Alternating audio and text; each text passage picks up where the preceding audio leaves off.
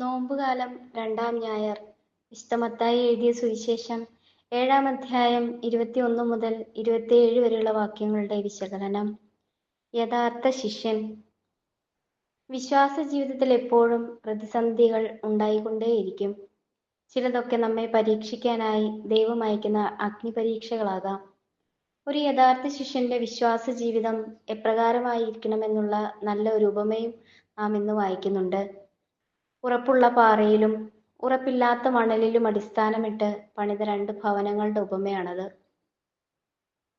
പാറയിൽ അടിസ്ഥാനമിട്ട് ഭവനം പണിയുന്ന യഥാർത്ഥ ശിഷ്യന്റെയും മണലിൽ ഭവനം പണിത കപട ശിഷ്യന്റെയും ജീവിതത്തിൽ ആഞ്ഞടിക്കുന്നത് ഒരേ വെള്ളപ്പൊക്കവും കൊടുങ്കാറ്റുമായിരുന്നു. പക്ഷെ ദൈവമാകുന്ന പാറമേൽ പണിതുയർത്തപ്പെട്ട ഭവനം പേമാരിയെയും കൊടുങ്കാറ്റിനെയും അതിജീവിച്ച് അടിയുറച്ചു നിന്നു. കർത്താവാണ് മനുഷ്യജീവൻ ആശ്രയിക്കാവുന്ന അഭയശില എന്ന് സങ്കീർത്തനത്തിലും ഏശയ്യായുടെ പുസ്തകത്തിലും നിരവധി തവണ നാം വായിക്കുന്നുണ്ട്. യേശുവാണ് സിയോനിൽ പണിയപ്പെട്ട പുതിയ ഭവനത്തിന്റെ മൂലക്കല്ല്. ഭൂമിയിൽ ആ മഹോന്നത സ്ഥാനം നൽകപ്പെട്ടിരിക്കുന്നത് പത്രോസിനാണ്. പത്രോസേ, നീ പാറയാകുന്നു, ഈ പാറമേൽ ഞാൻ എൻ്റെ പള്ളി പണിയും, നരക കവാടങ്ങൾ അതിനെതിരെ പ്രബലപ്പെടുകയില്ല. അതിനാൽ കർത്താവിൽ നമുക്ക് ഭവനം പണിയാം. കർത്താവ് ഭവനം പണിയുന്നില്ലെങ്കിൽ പണിക്കാരുടെ അധ്വാനം നിഷ്ഫലമാകുന്നു എന്നാണല്ലോ നാം വായിക്കുന്നത്. ഒരു യഥാർത്ഥ ശിഷ്യനെ തിരിച്ചറിയാനുള്ള മാർഗം ഉച്ചത്തിലുള്ള പ്രാർത്ഥനയോ ഉപവാസത്തിന്റെ കാർക്കശ്യമോ അല്ല, മറിച്ച് എത്രമാത്രം ദൈവസ്നേഹം സ്വായത്തമാക്കി എന്നതിലാണ്. ദൈവത്തിന്റെ യഥാർത്ഥ സത്ത സ്നേഹമാണ്.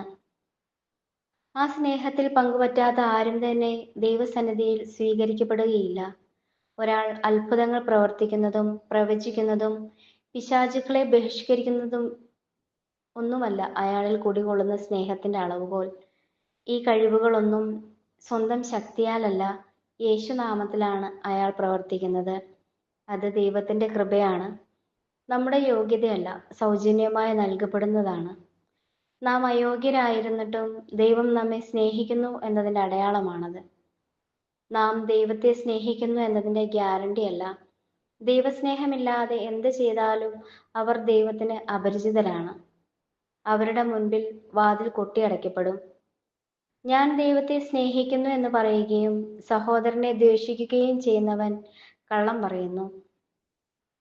കാണപ്പെടുന്ന സഹോദരനെ സ്നേഹിക്കാത്തവന് കാണപ്പെടാത്ത ദൈവത്തെ സ്നേഹിക്കാൻ കഴിയുകയില്ല. ഇന്നത്തെ സുവിശേഷത്തിൽ യേശു സംബോധന ചെയ്യുന്നത് പഴയ നിയമ തത്വസംഹിതയിൽ കുടുങ്ങിക്കിടക്കുന്നവരെയാണ്. മത്തായിയുടെ സുവിശേഷത്തിൽ 5-ാം അധ്യായം മുതൽ പഴയതിന്റെ തിരുത്തൽ നിയമങ്ങളിലേക്കാണ് യേശു ഊന്നൽ നൽകുന്നത്. പ്രതികാരത്തിന്റെ ശൈലി ഉപേക്ഷിച്ച് സ്നേഹത്തിന്റെ ശൈലിയിലേക്കുള്ള പരിവർത്തനമാണ് നാം അവിടെ കാണുക. നോമ്പുകാലത്തിലെ 2-ാം ആഴ്ചയിൽ യഥാർത്ഥ നോമ്പിന്റെ ചൈതന്യത്തെക്കുറിച്ച് ഏശയ്യ 58-ാം അധ്യായത്തിൽ നാം വായിക്കുന്നുണ്ടല്ലോ. വിശക്കുന്നവന് ഭക്ഷണം നൽകുകയും ഭവനരഹിതനെ വീട്ടിൽ സ്വീകരിക്കുകയും നഗ്നനെ ഉടുപ്പിക്കുകയും തിരികെ കിട്ടുമെന്ന് പ്രതീക്ഷിക്കാതെ വായ്പ നൽകുകയും ചെയ്യുമ്പോഴാണ് നമ്മുടെ നോമ്പ് പരിപൂർത്തി അണയുക. ഇല്ലെങ്കിൽ എത്ര കരഞ്ഞു വിളിച്ചാലും എത്ര അവകാശവാദങ്ങൾ ഉന്നയിച്ചാലും നാം കവാടത്തിന് വെളിയിൽ തന്നെ നിന്ന് കരയേണ്ടി വരും.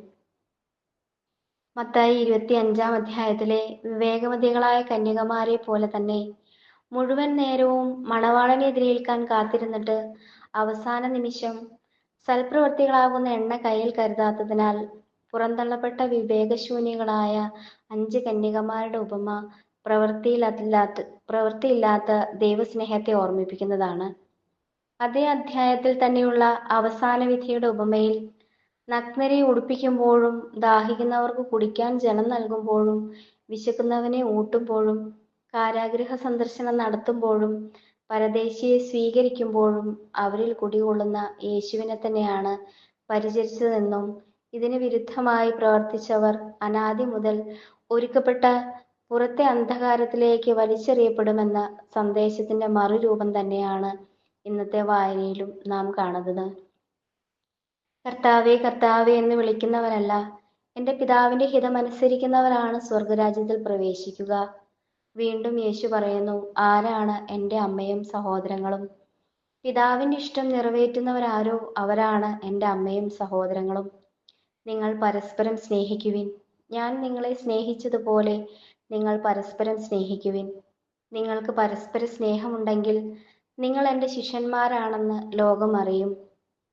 നാം അനുഷ്ഠിക്കുന്ന നമ്മുടെ എല്ലാ സുഹൃത്തുക്കളുടെയും കൂടെ സഹോദര സ്നേഹം എന്ന പുണ്യം കൂടെ ചാലിച്ചെഴുതി യേശു ശിഷ്യത്വത്തിന്റെ യഥാർത്ഥ പാതയിലൂടെ സഞ്ചരിക്കാൻ നോമ്പുകാലത്തിലെ ഈ 2-ാം ഞായർ നമ്മെ ഉദ്ബോധിപ്പിക്കുന്നു.